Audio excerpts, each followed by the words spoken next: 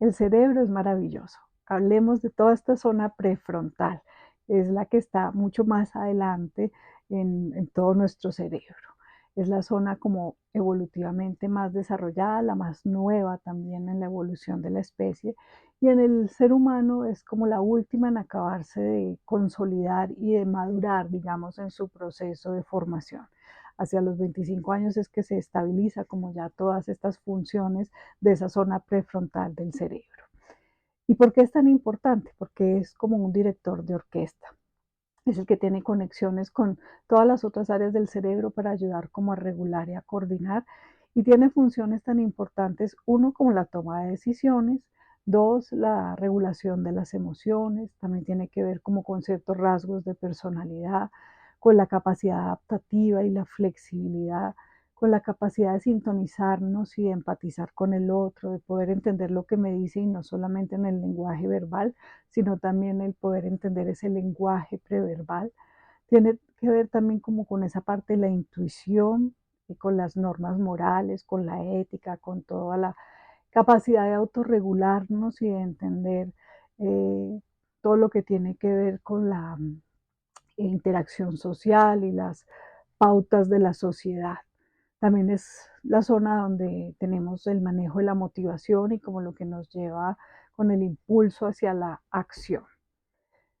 Una parte muy importante también aquí de esta zona es la regulación de los impulsos, la regulación que nos va a permitir inhibir en algunos momentos la conducta.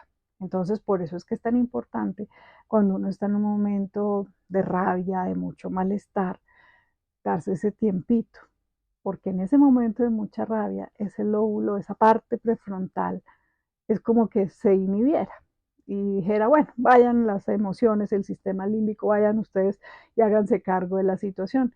Y a veces cuando estamos solamente a cargo de las emociones, no estamos pudiendo pensar, planear y razonar adecuadamente las cosas y ahí es cuando tenemos esa impulsividad y esa hiperreactividad y a veces unas respuestas inadecuadas.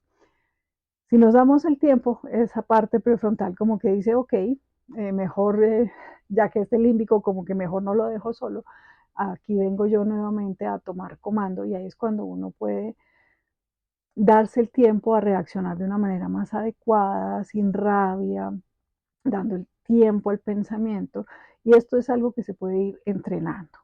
Pero lo más importante es eso, saber que en el momento de la rabia necesito darme el tiempo para que esta parte prefrontal pueda como volver a coger el control y las riendas del asunto. Entonces aquí ya tenemos la explicación de por qué es que hay que contar un tiempito, bajar como los ánimos y darse ese espacio para poder enfrentar las situaciones que nos han generado una alteración emocional.